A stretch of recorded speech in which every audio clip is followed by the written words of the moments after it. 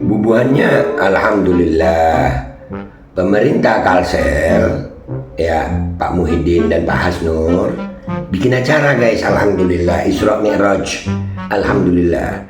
Sebujurnya ulun nih Masya Allah nih, pemerintahan Kalsel ini masih dekat dengan para habaib, dengan para ulama. Acara Isra Mi'raj ini kan, itu ada habaibnya, ada ulamanya.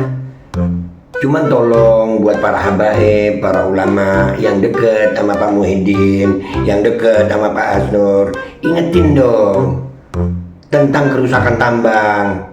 Jangan justru menikmati hasil tambang. Kesian rakyat. Acaranya bagus, alhamdulillah. Ingat Rasulullah Shallallahu Alaihi Wasallam ada nasihat-nasihat bagus di situ.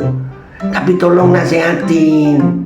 Hentikan dulu ini tambang, perbaiki aliran sungai, kerusakan-kerusakan tambang itu diperbaiki. Jangan ya, ini di acara ini ada habaibnya, ada ulamanya. Bagus, bagus.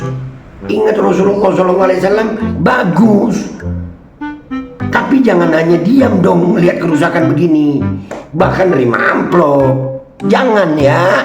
Ngingetin aja gue, mau baper ya terserah.